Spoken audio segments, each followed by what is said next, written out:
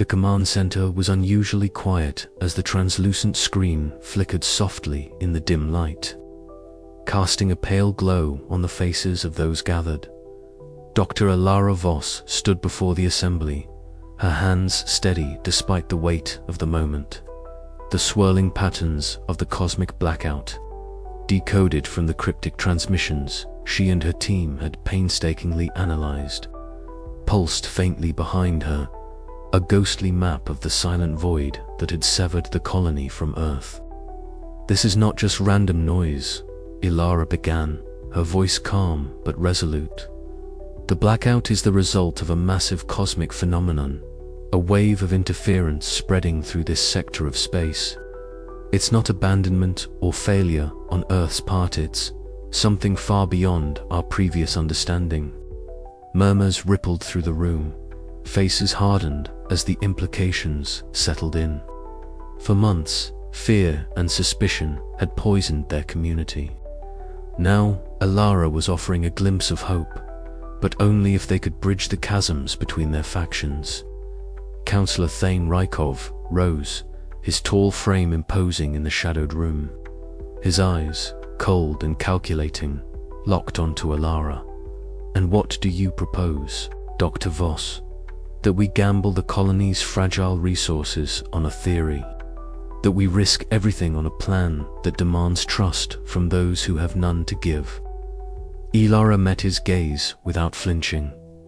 "Yes, because doing nothing guarantees collapse. This blackout threatens us all, but it also offers a path forward. The transmission contains coordinates and instructions. If we act together, we can re-establish some form of contact, or at least understand the threat." Mira Solon stepped forward, her bright eyes shining with a fierce optimism that had rallied many in recent months. "We can't afford to let fear dictate our future. Cooperation is our only chance.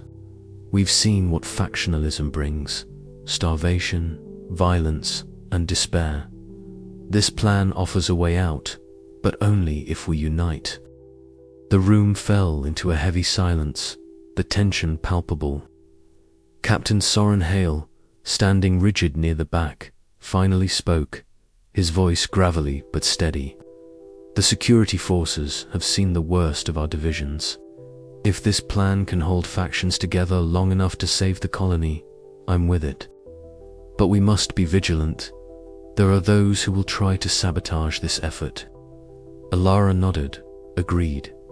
"We need full transparency and collaboration. Jox Wren has been invaluable in uncovering hidden faction movements and underground networks. His intelligence will help us anticipate opposition." Jox, seated near the edge of the room, gave a curt nod. "There are those who cling to the old order, refusing to accept change. But they won't stop us if we stay ahead." Linway adjusted her glasses, stepping forward with fresh data. "Our latest analysis confirms that transmission's instructions are viable. The technology and signals needed exist within our reach, but it will require precise coordination and sacrifice." Elara took a breath, feeling the gravity of the moment settle around her. "This isn't just about survival, it's about reclaiming our place in the universe. But it will demand trust, sacrifice, and a willingness to let go of old fears." Councillor Rykov's expression hardened once more, but the room's mood had shifted. The fragile truce was in motion, and though resistance remained, the tide was turning. Later, beneath the twin moons that bathed the colony in silver light, Elara and Captain Hale stood overlooking the settlement. The colony's scattered lights twinkled like stars fallen to the alien soil, a fragile constellation of humanity's hope. "Do you really think they'll trust us?" Hale asked quietly. Elara's sharp eyes scanned the horizon. "They have to. If we fail, this place will fall into darkness forever." He nodded slowly. "Then we'd better be ready." In the following days, Jox shared urgent intelligence from the colony's underbelly rumors of dissent. hidden caches of weapons, and factions ready to ignite conflict at the slightest provocation. Lin Wei's signal analysis provided the timeline and parameters for the upcoming mission. Every step forward was a delicate dance between hope and peril. The colony's future hinged on fragile alliances and the willingness of its people to embrace a new path in the face of cosmic silence. As the chapter closed, Elara stood once more before the assembly, her voice steady, eyes bright with determination. The turning tide is upon us. Together, we can rise from the silence.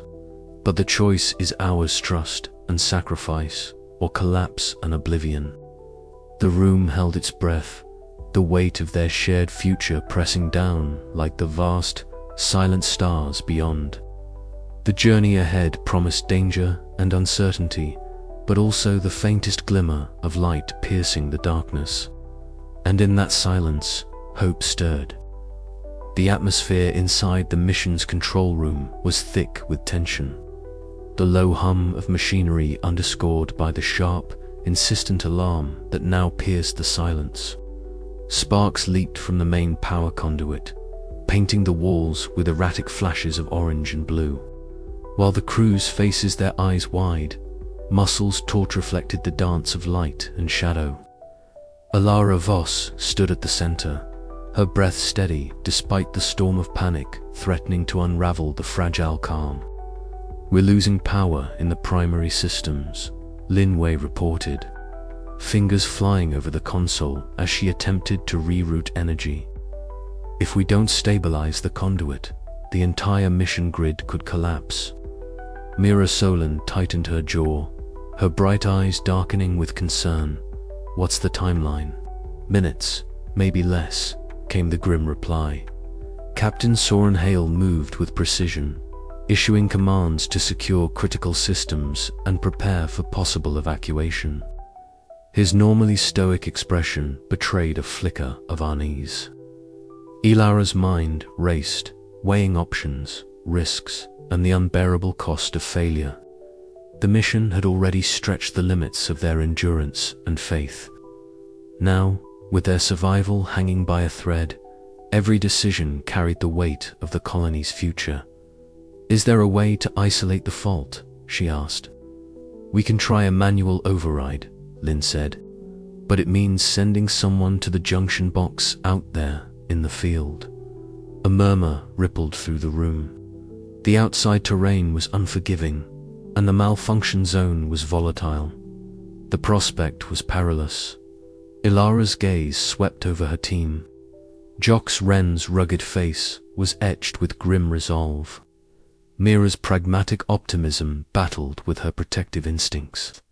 Soren's disciplined demeanor masked the fear beneath. "I'll go," Elara said quietly, but with unmistakable authority. "No, it's too dangerous," Myra protested, stepping forward.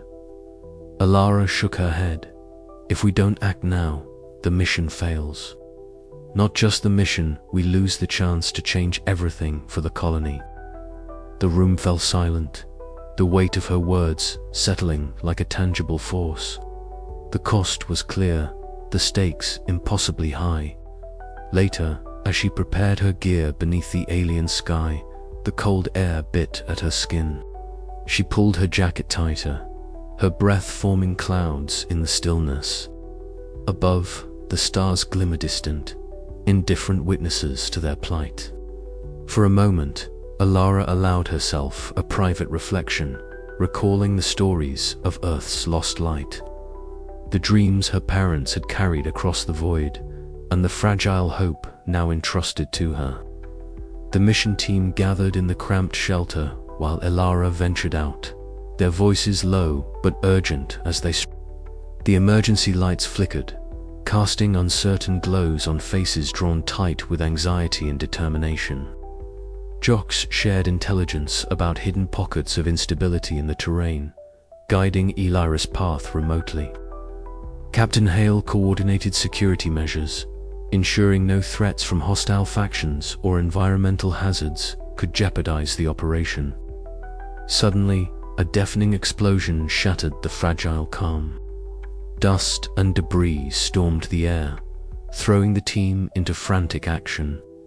The ground trembled beneath their feet, a visceral reminder of how precarious their existence was. Elara's voice crackled over the comms. "I'm fine. The override is almost complete. Just a few more moments." Back inside, Mira clenched her fists, eyes fixed on the screen showing Elara's progress. "Come on, Elara, we need you." Minutes stretched into an eternity before the system stabilized. The alarms ceased, replaced by the steady hum of restored power. Relief washed over the team, tempered by exhaustion and the sobering realization of the toll exacted. Elara returned, dirt smudged on her face, clothes torn but spirit unbroken. The team rallied around her, their bond forged stronger in the crucible of crisis. In the aftermath, the mission's direction shifted. Elara's leadership was no longer questioned but embraced, her sacrifice a beacon of hope. Yet, beneath the triumph lingered the knowledge that every victory came at a price. Hope was precious, but fragile.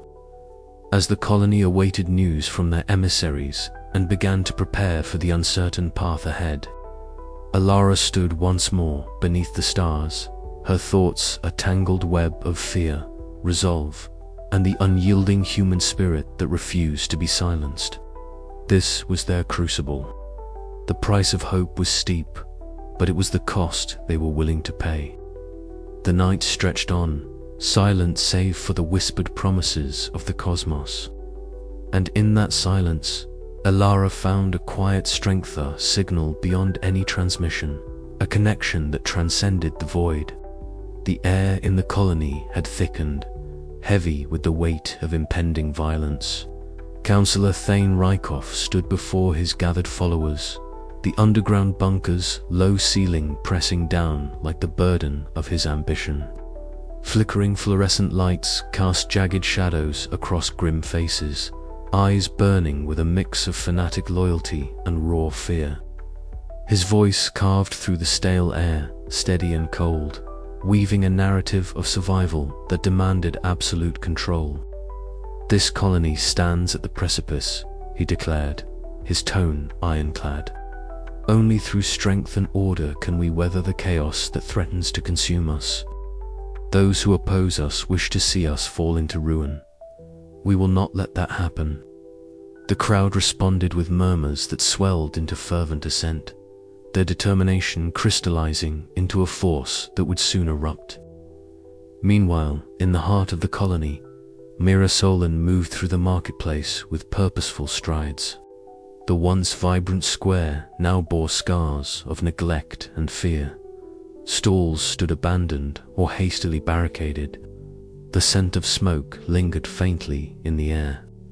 Yet Myra's presence was a beacon amid the darkness.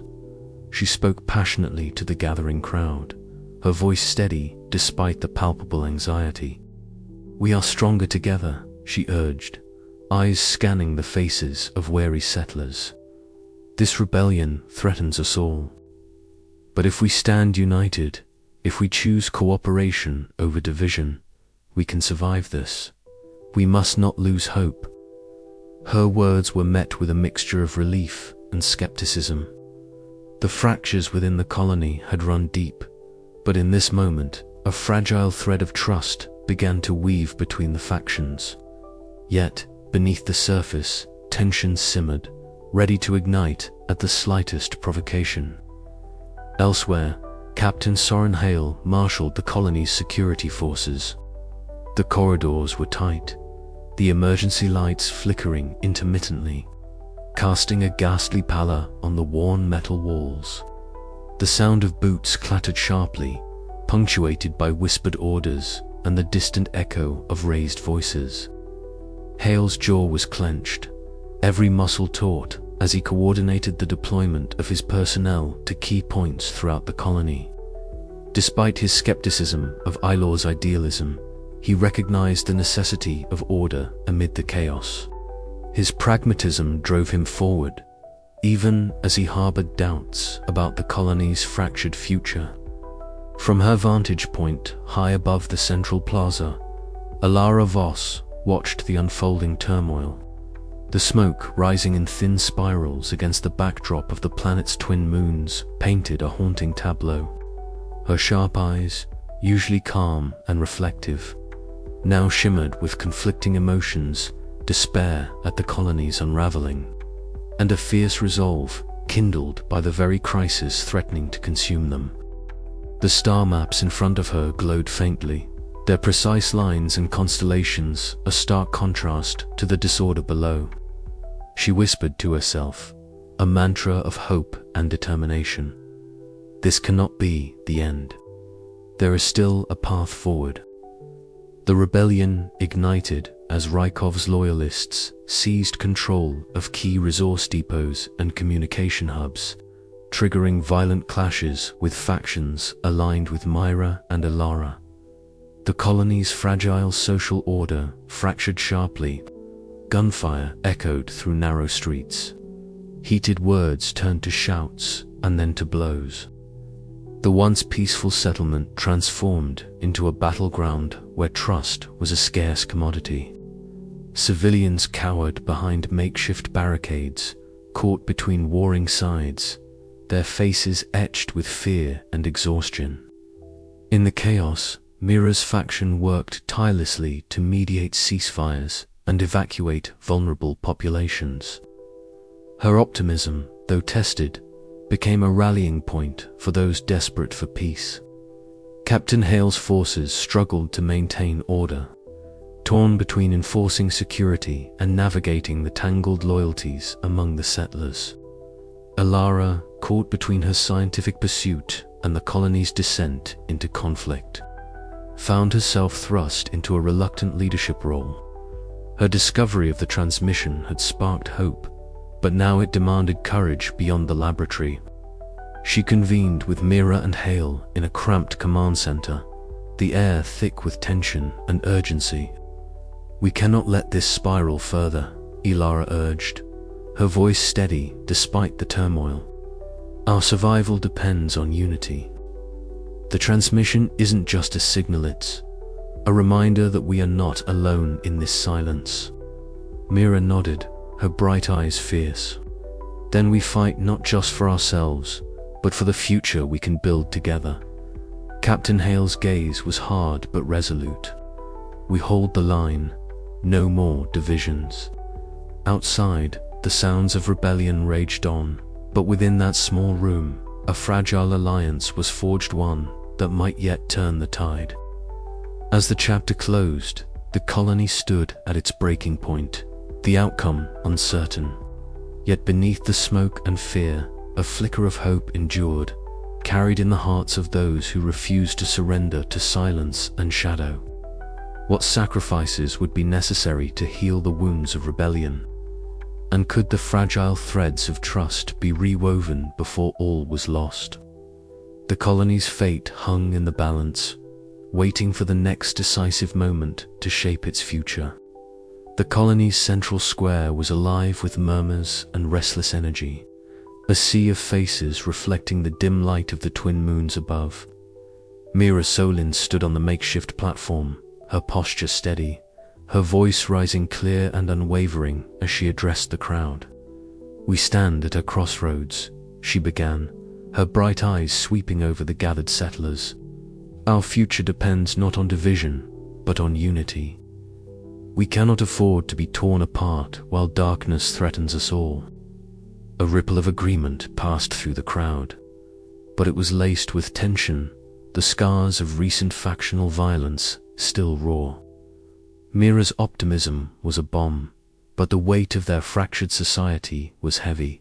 She glanced briefly at Captain Soren Hale, standing near the edge of the gathering with his arms crossed, his expression unreadable but resolute. Hale's presence was a testament to the uneasy alliance forming beneath the surface. Once skeptical of Elara's mission and wary of faction leaders, he had come to recognize the necessity of cooperation.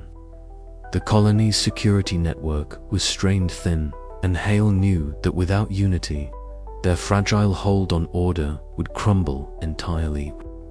Inside the security headquarters, the air was thick with urgency.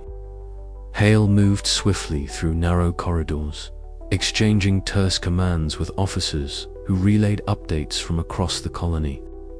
The hum of communication devices blended with the low murmur of anxious voices.